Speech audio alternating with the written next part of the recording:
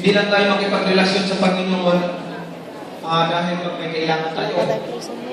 Hindi lang tayo pwede makipagrelasyon sa Panginoon pagka marami tayong problema. Okay?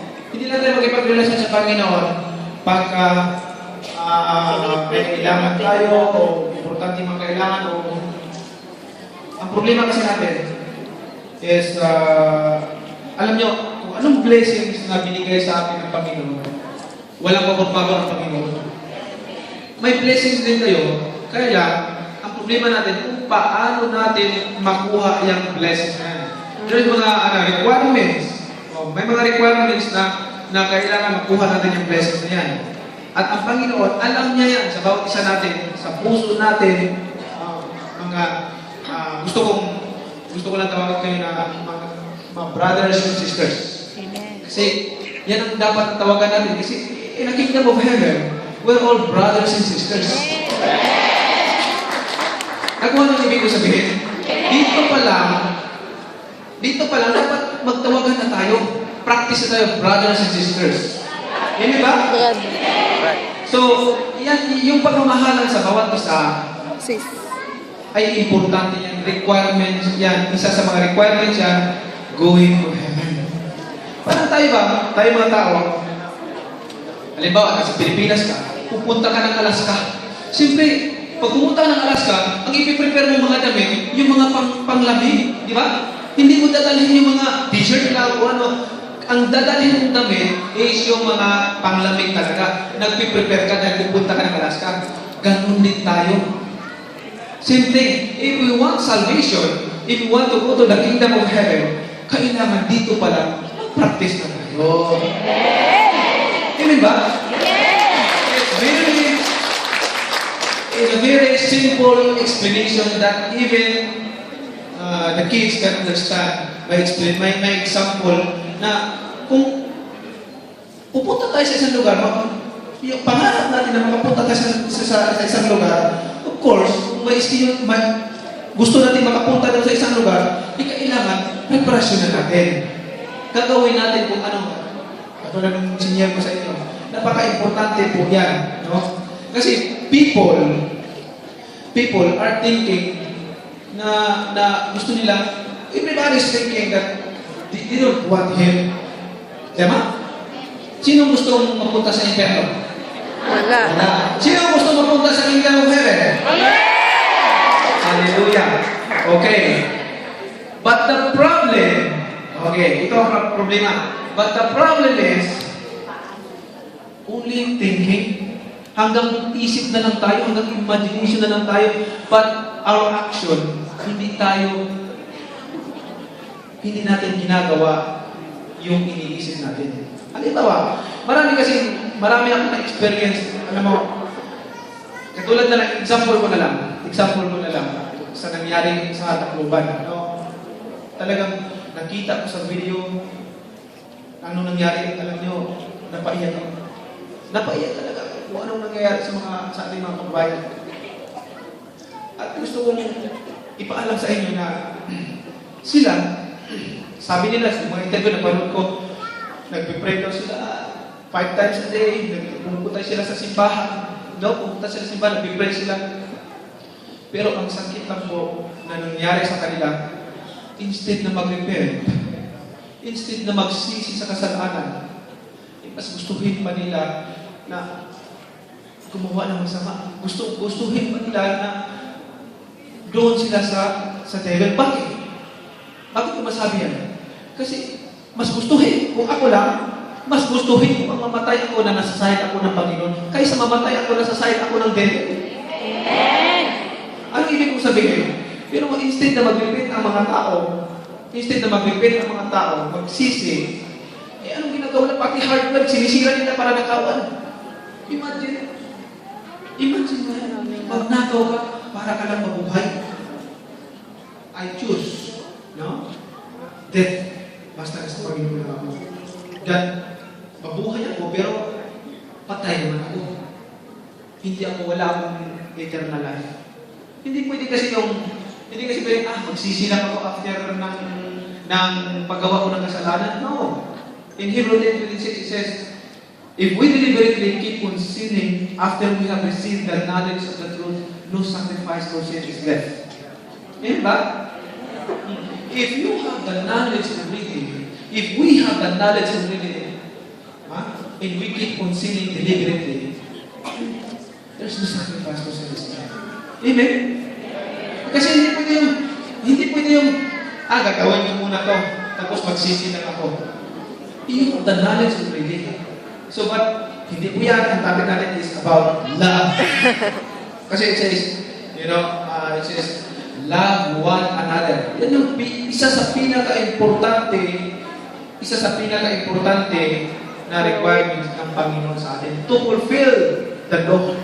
Sabi nga, the Bible says, love does no harm for a neighbor. Therefore, love is the fulfillment of the law.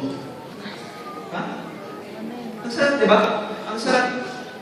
Mga kapatid, kung ano yung napanalunan nyo ngayon, hindi ko iniisip na, glory for me, glory for no. All glory and honors.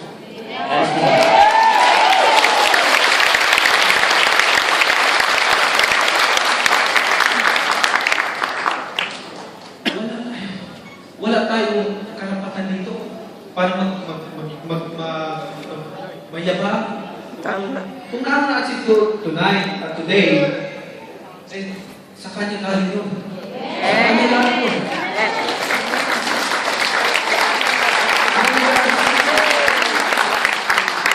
I'm just the instrument to inspire people. You know?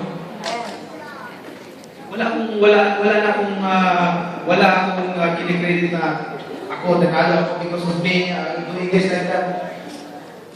Serious na gusto ko punta sa kamang niya para i-Bible sharing ko. Kaya puro mga,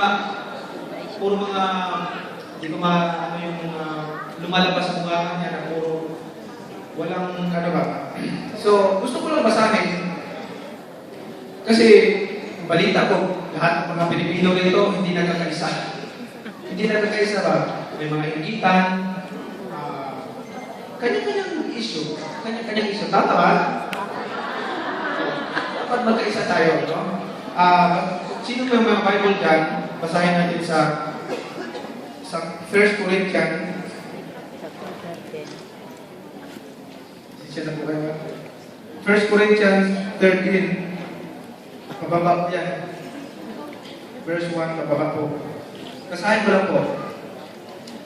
If I speak in the tongues of men or of angels, but do not have love, I am only a resounding gong or a clanging cymbal. If I have the gift of prophecy and can fathom all mysteries and all knowledge, and if I have faith that can move mountains, but do not have love, I am nothing.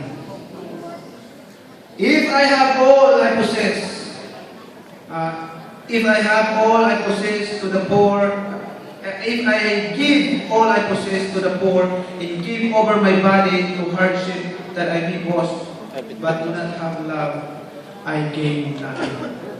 So kahit pala ano gagawin natin, no? Kahit magsalita pa ako na galing sa isang anghel, tapos walang love. Kahit may faith ako na can move mountain, but do not have love, I am nothing. No? Kahit na, diba, if I give all I possess to the poor and give over my body to hardship, kahit na yung mga kayamanan ibigay ko man sa mga mahihirap, kahit ang sarili ko maisakripisyo ko, kung walang pagmamahal, I am nothing. So, importante talaga ang pagmamahal, love. So, love one another. What does it mean? Ano ibig sabihin niya? Kailangan maintindihan natin yan eh. Brothers and sisters, kailangan maintindihan natin yan. Ano ba pagmamahal? Because maraming mga tao ngayon, I love my brother. You know, I'm doing this because I love you. But, nakita mo na, ginawa ko ito dahil I love kita. No, hindi ganyan ang tunay na pagmamahal. Okay? Gusto, tuloy natin sa verse 4. Love is patient. No? Love is kind. It does not invade. Love, it does not boast. it is not proud. It does not dishonor others. Love, it is not self-seeking. Love, it is not easily angered. Love, it gives no record of wrongs. Love does not delight in evil, but rejoices with the truth. So, kung isipin po natin dito, love is patient. Baka sometimes wala tayong patient. Hindi na love yan. Okay? Love is kind. Baka wala tayong kind. Hindi na love yan. Okay? Love, it does not invade.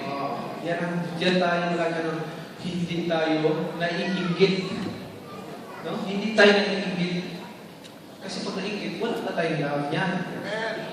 Kasi, bakit ko may share sa inyo yan? Kasi, ako, kung alam niyo lang, sabi ko nga tanungin niyo ako kung ano bang buhay na hindi ko naranasan. No? Alam ko, hinihintay niyo ang kwento ng buhay ko. Pero, payagan niyo ako, ikwento ko sa inyo. Ikwento ko sa inyo. No, pero, tapusin mo natin ito. Sabi ko, ano bang buhay na hindi ko naranasan? No? Ano bang buhay na hindi ko naranasan? Marami kasi mga tao na, instead na masaya, ano pa sila? Kinukutra. Parang inisip nila, yung pamilya na yan, ano man lang yan dati? Ngayon, ano na, busig na, ano na, may mga ano na. Eh, siyempre, ganun talaga pag ikaw ay pinagpala ng Panginoon.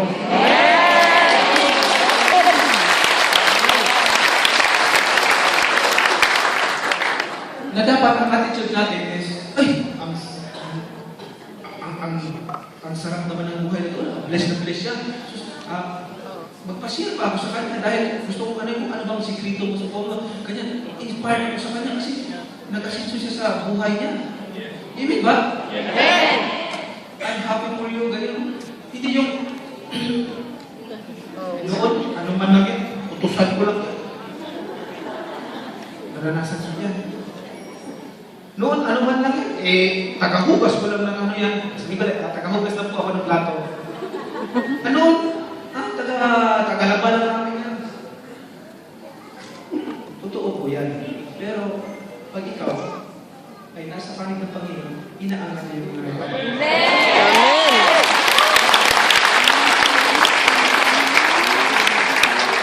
So, brothers and sisters, if you have patience and you don't have and you're not kind, you don't have love.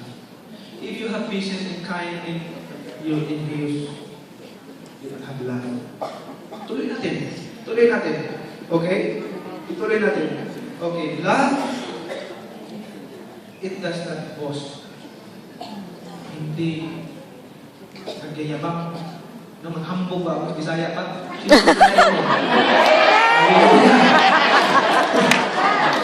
Nasanay kasi ako mag-preach ng Bisaya kasi palagi ako sa Mindanao, nag-preach ako palagi ng Bisaya. So, kung sa Bisaya pa, hambog. O sa mga Tagalog, mayabang. No? Magyabang.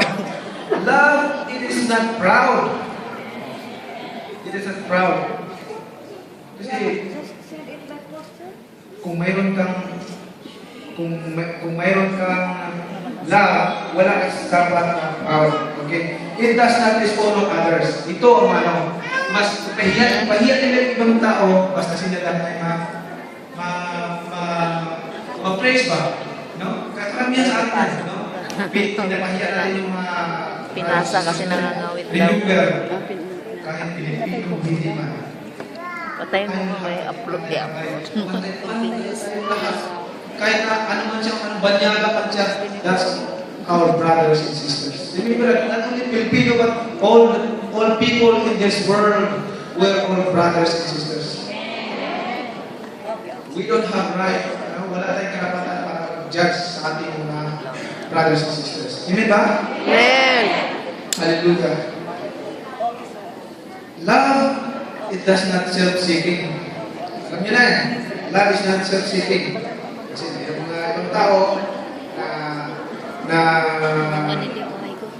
para makita ng tao yung ginagawa nila, yung siguraduhin nila yung sarili nila, love, it is not easily angered. Okay, dito tayo. Kasi minsan sa buhay natin, no, nangyayari yung sinusubukan tayo ng devil. Na pinapagalit tayo. Kung magalit tayo, sabihin ng devil, you still mine. Sabihin ng devil sa'yo, you still mine. So brothers and sisters, no? Pag manilang ka, tapos magalit kang magalit, hindi po galing sa Panginoon na love yan. Ang devil, pwede kang bigyan niya ng love temporarily. No? Temporarily. Ibig ba? Okay. And what else? Love does not delight in evil but rejoices with the truth. Okay. Hindi natutuwa sa mga gawain. Kundi natutuwa, hindi lang natutuwa, kundi nag-rejoice, masaya-masaya sa katotohanan. Okay. Start tayo dyan. Ano ko lang, bago ko tawagin si Evangelist Amir, sa pati, sino ko lang kayo? Brothers and sisters, remember, honor your God not only by words, but honor God with words in action.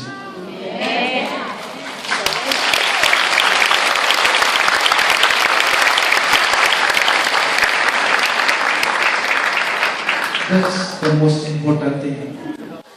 Our relation to God. Importante yan. Importante po yan, our relationship to God. Because we cannot claim that we believe God, but by our action, we deny Him. We deny Him. You know, sa action ng pagdating sa ang tao kasi, I believe God, nagsisimba ako, pero but by their action, hindi po talaga, they don't really believe God, but they just know God. Remember, brothers and sisters, believing in knowing is different po yan. Believing in knowing is different. People are claiming that they believe God, but the truth is, they just know God. Why? Why? Because they keep on sinning deliberately. If you are claiming that you are a Christian, then stop keep on sinning, even the smallest sin. We commit sin, but not deliberately. Okay? We commit sin, but not deliberately. But if you deliberately keep on sinning, after you have received the knowledge of the truth, no sacrifice for sin is there. Kasi marami din mga tao, they claim to know God, but their action, diyan nagkaproblema. No? Pagdating sa action, maraming magpipray ka ngayon. Lord, patawarin mo ako, nasingkiro ako, sugarol ako, Lord. Madalas ako magmura. Pinagsisihan mo na yung kasalanan. Huwag mo nang ulitin. And then, nagsisi ka, you repent, tapos, pagkatapos, in how many days, lumipas, babalik ka naman, mamura naman, tapos, nalunan naman sa tugalan. Maraming magbabae.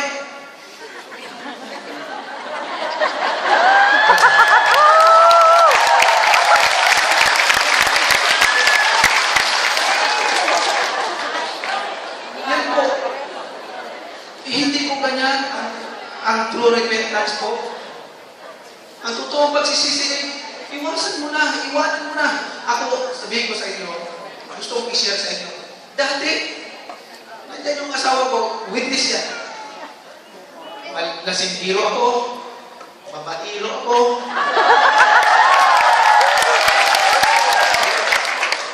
Yan yung old Manny Pacquiao.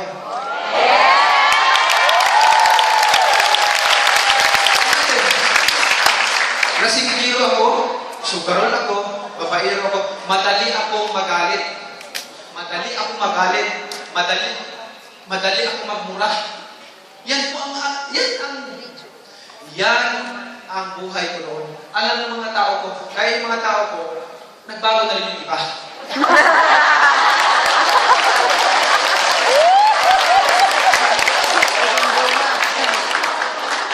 Yan po ang buhay ko noon. But when I repent, all the life, ayaw ko na yan. Why? Because I read the Bible and I found mali pa na lahat yung ginagawa ko. But remember, I pray 5 times a day. Pero madalas ako magmura. Babaero ako, basinggiro ako, pero 5 times a day ako mag-pray. At least na 5 times. Nakikita niyo naman sa TV. Pero, brothers and sisters, akala ko, ligtas ako. Hindi pala. When I read the Bible, when I read my manual, lahat pala hindi maganda. Kasalanan. Akala ko ligtas ako, pero buti na lang, hindi pa nag-in. Kasi kung nag-in na, hindi pa ako na-born again. Kung hindi pa ako na-born again, tapos nag-in na, baka sabihin ko lang, Lord, mag-pray naman ako Remember, brothers and sisters, hindi ang salvation, hindi maramihan ng prayer. Kasi, kung ang pagbabasihan ay sa pagdadasal, lahat ng tao maliligtas. Kasi lahat ng tao nagdarasal.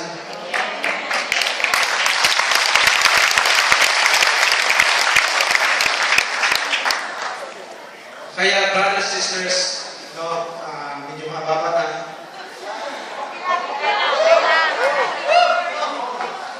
Medyo mababa na. Alam nyo, gusto ko lang i-share sa inyo itong taon na to, yung mga nangyari sa akin, yung dream ko. Okay? Pero, noon kasi, bago ako naging Christian, para malaman nyo, ako siguro, feeling ko, ako ang isa sa pinaka-blessed na tao sa buong mundo. Why? Because I hear the voice of God.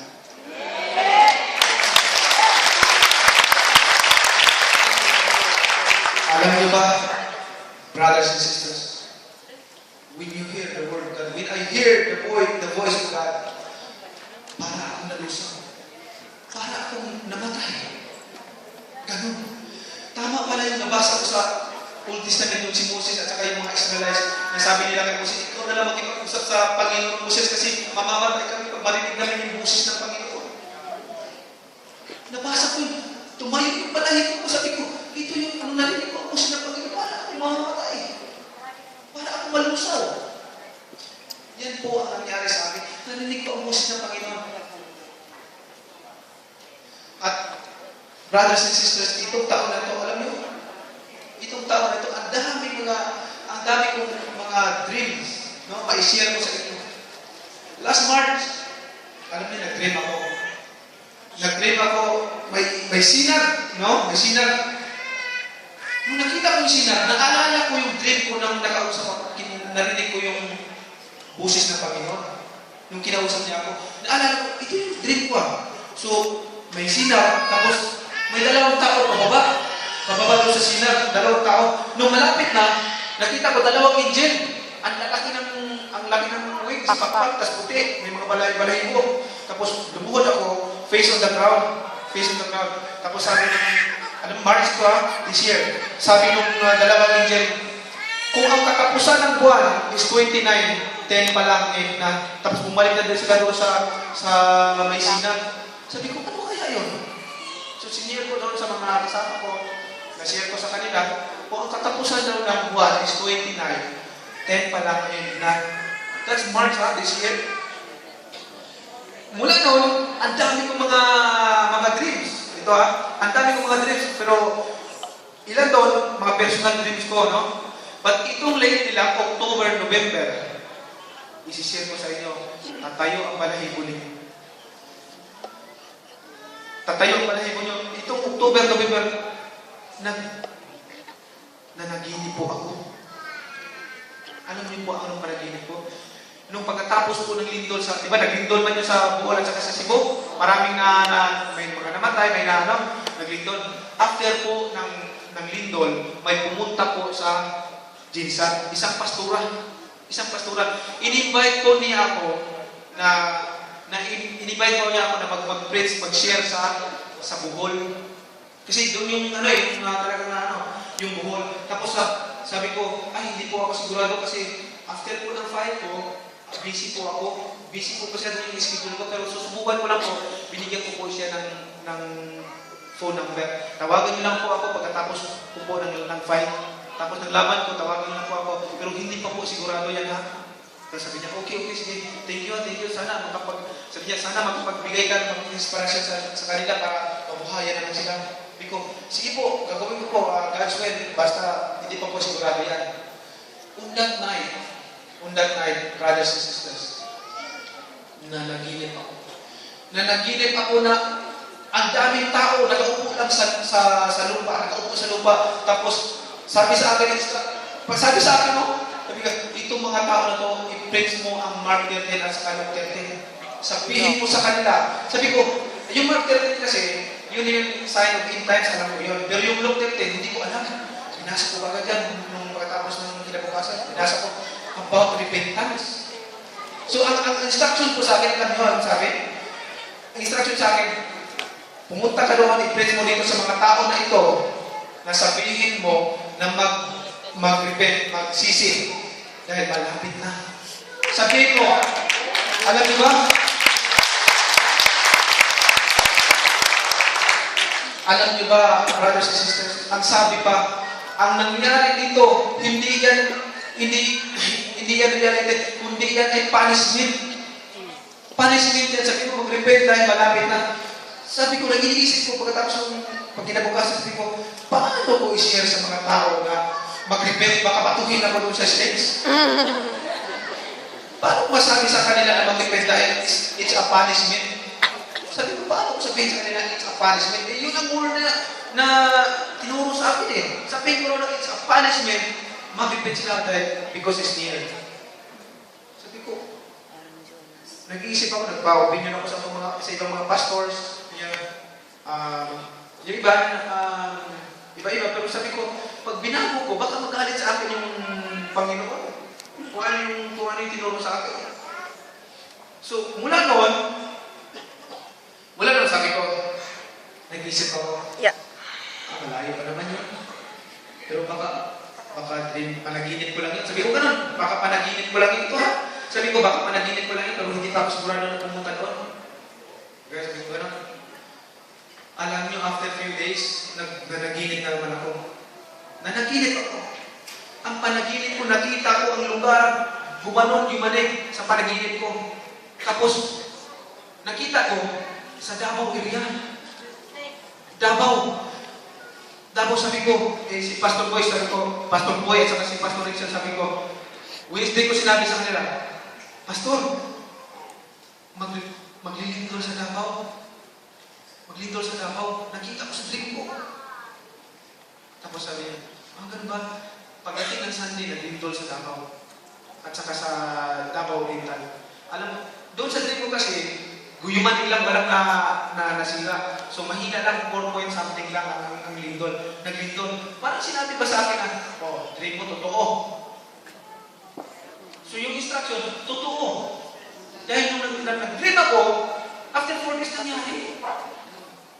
At alam nyo, ito pa. Nag-dream ulit ako. After a few days. Nag-dream ako na may kaibigan ako na sa Cabao. Tapos yung mga kamag-anak niya nag-iiyakan. Sabi ko, yung kaibigan ko rin na sa Cabao, yung close friend ko, close. Pero hindi ko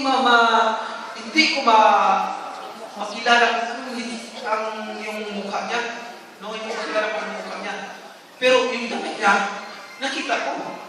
So, gamit mo kan, alam niyo yung nakilala niyo siguro yun, si Jane Gakal. No? Alam niyo, kinabukasan nakita kami. Sabi ko, yung suot niya na damit na puti, sabi ko, nakita ko sa dream ko Yung suot niya na puti, sabi ko yun nakita. Tapos sabi ko sa kanya, partner, kumusta yung health mo? Baka pumapayat ka. Alagaan mo yung health mo, huwag kang masyado magpuyat. Yung gano'n. Alam niyo, pagkatapos nun, na-atake siya ng high blood. Tapos nung atake siya sa high blood, hindi niya magalaw yung katawan niya, pati yung kamay niya hindi niya magalaw, ito na lang magalaw niya. Hindi na siya magpapagsalita kasi yung dila niya, umurong doon. Tapos nahihirapan siya huminga. Ganun siya huminga. Tapos pumunta ako sa hospital, umiyak talaga ako, Lord. Gusto niya siyang kunin doon. Kasi nakita ko sa dream ko na nasa Cabao. Sabi ko, Lord, huwag mo muna siya tunin dahil para makapag-repent siya, makapagsisi siya. Alam niyo ngayon, hindi siya makapagsalita, pero buo yung isip niya, ano siya, pero hindi pa niya magalawin yung katawan niya. Tapos sabi ko niya, pag bigyan daw siya ng chance na makapagsalita, magpastor daw siya.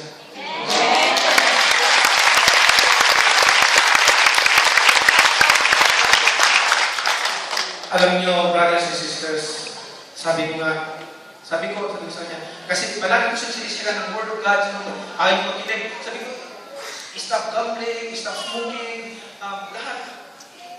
Maghintuan mo na yun, magsunod na tayo sa Panginoon, disiplina na tayo, sundin natin yung kautusan. Aga pa masyado, hindi lang.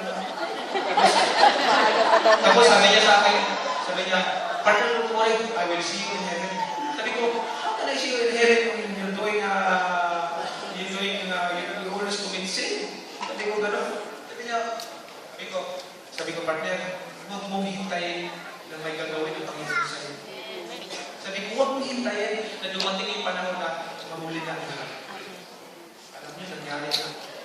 So, inihiling ko ang prayer ninyo na pag-pray natin si Atty. Jane Dacal. Yun po ang isang attorney ko na kahit saan ako, dala-dala ko po siya. So, inihiling ko yung prayer ninyo. Balik ko nga doon, bisitahin ko rin siya sa hospital. Kasi matagal ko hindi nakita dahil dinala sa Maynila, sa Jinsan ako ng training, so hindi ko siya nakita. So, anyway, na-share ko sa inyo ang buhay ko, yung experience ko, pero God's will, kung magkita pa tayo ulit dito, i-share ko sa inyo yung life story ko.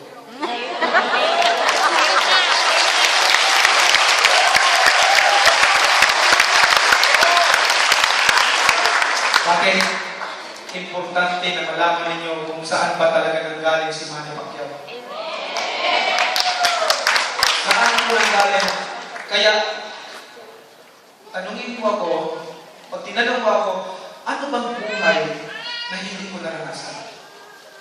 Yun. Ano bang buhay na hindi ko naranasan? Pag natulog ka ba sa pagkita? Natutulog ako sa pagkita. Karton lang sa pay, wala pa kang gumot. Ang buhay ko ganyan. Naranasan sa so, next time, God's will, makapag-share ako sa iyo ng buhay ko. So, huwag po natin kalimutan ang relasyon natin sa Panginoon. Hindi ka.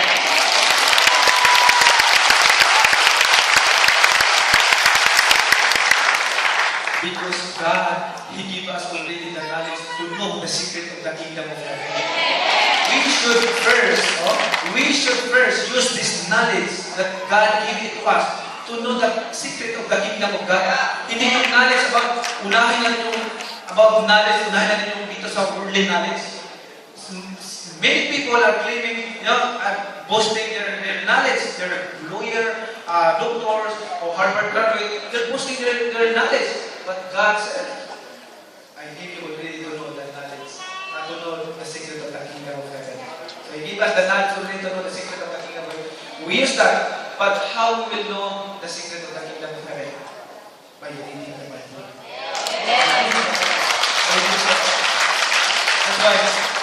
That's why I encourage everyone to read the Bible day and night. Day and night, that's the instruction.